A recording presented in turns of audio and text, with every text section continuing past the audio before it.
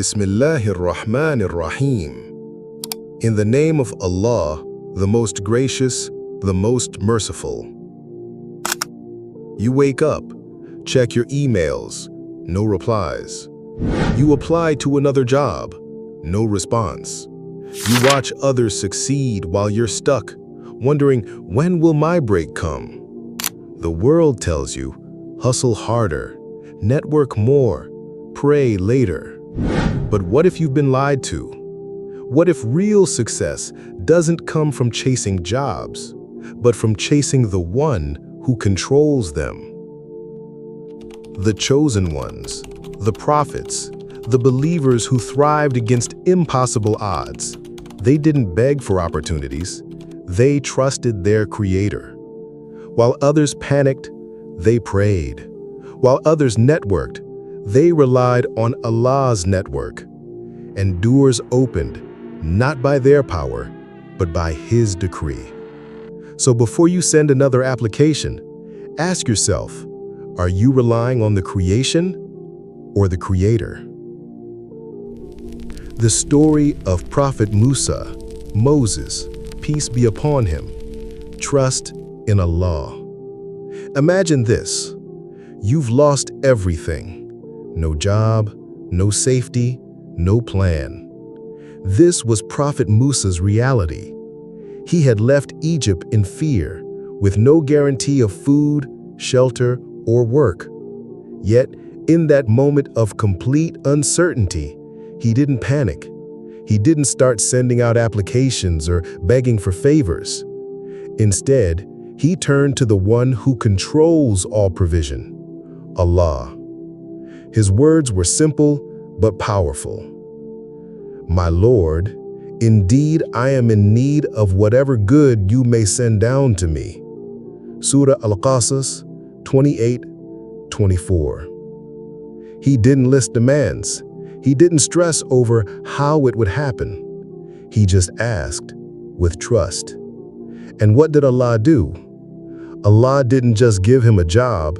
He gave him dignity, a noble wife, and a purpose. No interviews, no rejections. Just divine mercy in ways Musa never imagined. This is the way of the chosen ones. When you rely on Allah sincerely, He opens doors you didn't even know existed. Your job isn't your source, Allah is. Surah At-Talaq 65:2-3. And whoever fears Allah, He will make for him a way out and provide for him from where he does not expect. The lesson of tawakkul, reliance on Allah.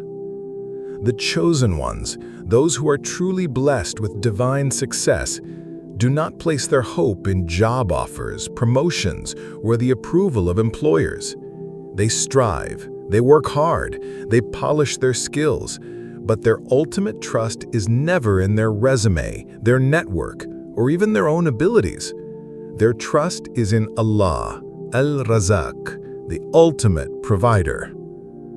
Imagine a bird leaving its nest at dawn, empty-handed, with no guarantee of food. Yet it flies with complete trust that Allah will provide. And by the evening, it returns with its sustenance. Did the bird stress? Did it beg the trees for fruit or the rivers for fish? No, it simply did what it was created to do, and Allah took care of the rest. And there is no creature on earth but that its provision is upon Allah. This is the essence of tawakkul, true reliance on Allah. It doesn't mean you don't work or prepare. The prophets, peace be upon them all, were shepherds, merchants, and craftsmen. They labored with their hands, but their hearts were never attached to the outcomes. They knew that rizq, sustenance, is written by Allah, and no amount of panic or desperation can change what He has decreed. If you were to rely upon Allah with the reliance He is due, He would provide for you as He provides for the birds. They set out hungry in the morning and return full in the evening. Tirmidhi. So ask yourself, are you exhausting your soul chasing rizq? Or are you chasing the one who gives rizq? Are you putting your faith in your qualifications or in the qualifier of all things? The chosen ones understand this balance. They take the necessary steps in the world, but their hearts remain anchored in the divine. When you truly internalize this, something changes. Rejections no longer break you. Delays no longer shake you. Because you know Allah's plan is always better than your request, and His timing is always perfect. The story of Prophet Zakaria, peace be upon him, the power of persistent dua. In the sacred precincts of Bayt al-Maqdis, where prophets had walked and miracles had occurred, an aging servant of Allah bowed his head in earnest prayer. Prophet Zakaria, peace be upon him, now advanced in years, found himself facing a pain known to many, the ache of unfulfilled longing. For decades, he and his righteous wife had yearned for a child, watching as others were blessed while their arms remained empty. His wife, though pious beyond measure, was barren, a fact that society in those days saw as a mark of shame. And now, as his hair turned white and his bones grew frail, the world would say it was too late. But Prophet Zakaria, peace be upon him, knew something the world did not understand. Year after year, season after season, this noble prophet continued to serve Allah while carrying this private sorrow. He could have grown bitter. He might have questioned why other, less righteous men were granted children while he was not. But instead, and this is the crucial lesson, his faith only grew stronger, his du'as only more heartfelt.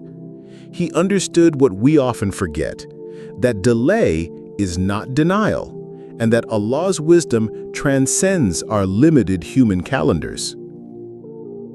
At this moment, when the world would say all hope was lost, when medical science would say it was impossible, when even Zakaria himself may have thought the time had passed, Allah sent the angel Jibreel, peace be upon him, with news that would change history.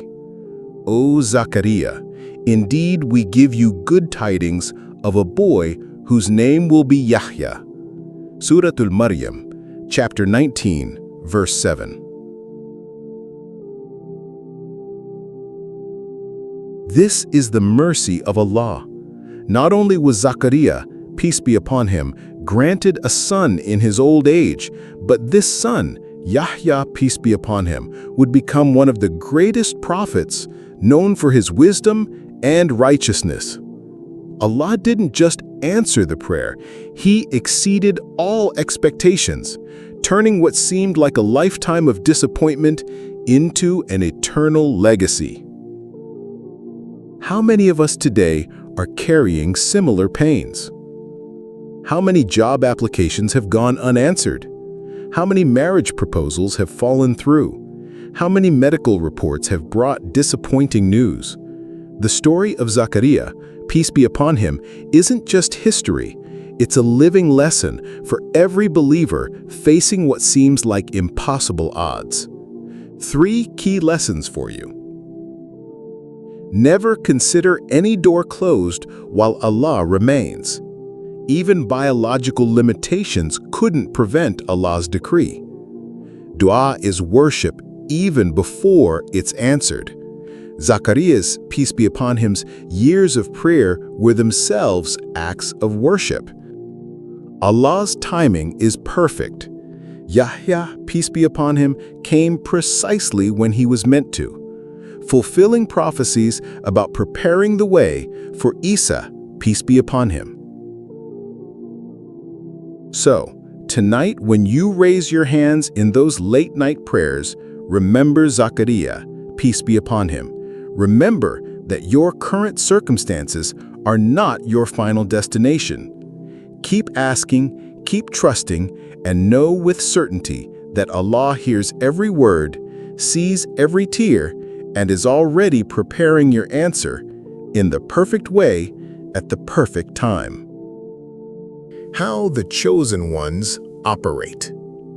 Let me ask you something. When you wake up in the morning, where does your mind go first? To your unanswered emails? To the bills piling up? Or to the one who owns every provision in the heavens and the earth? This is the first difference between those who chase and those who are chosen. The chosen ones have rewired their entire existence around one unshakable truth. Allah comes first, always. Number 1, their connection with Allah isn't just a routine, it's their power source. When the chosen ones face uncertainty, they don't just say a quick prayer. They plunge into worship like drowning souls clutching a lifeline. Their pre-dawn prayers aren't rituals. They're secret negotiations with the owner of all provision. Their du'as aren't wish lists.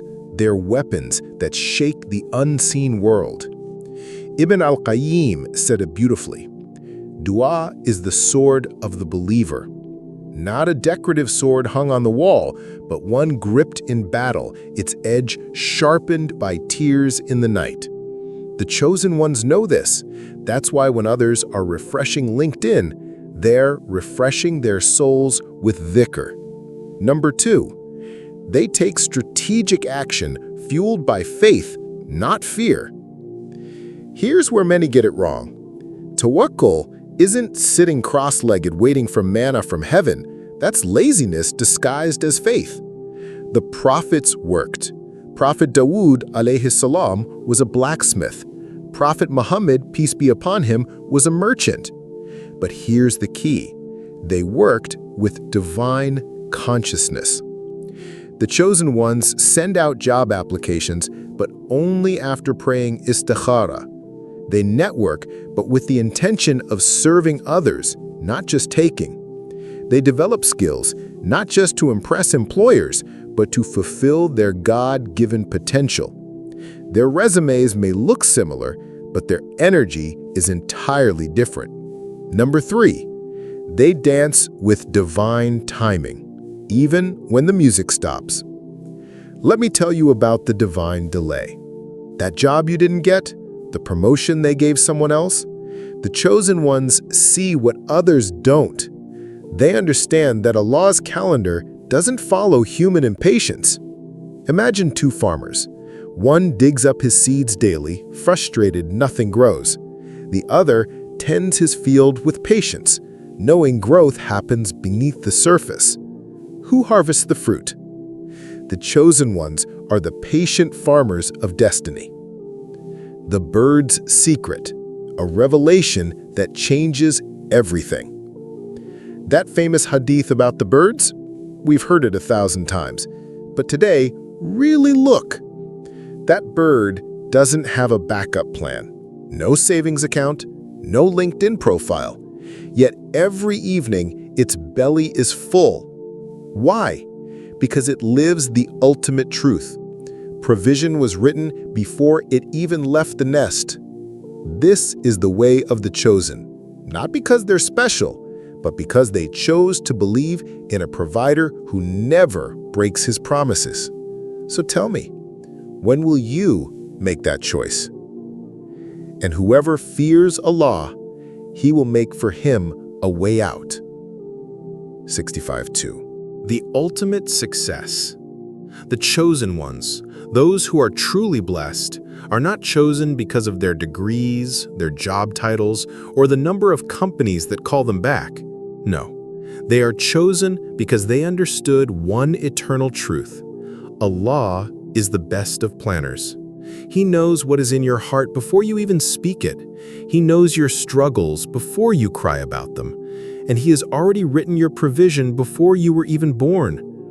So, before you refresh your inbox for the 10th time today, before you let anxiety tighten your chest, before you question your worth based on a rejection letter, refresh your heart. Remember who is in control.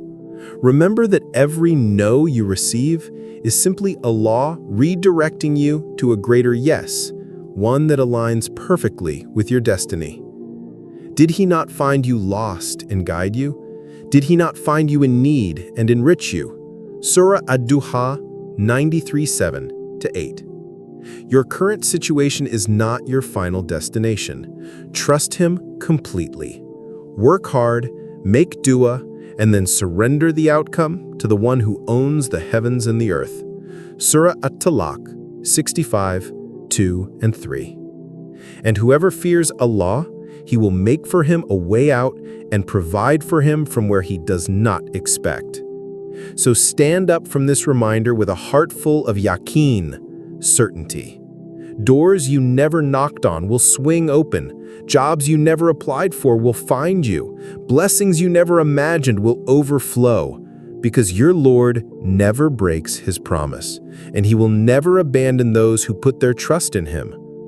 Like, share, and subscribe for more reminders. May Allah be your provider, your guide, and your source of peace. Ameen.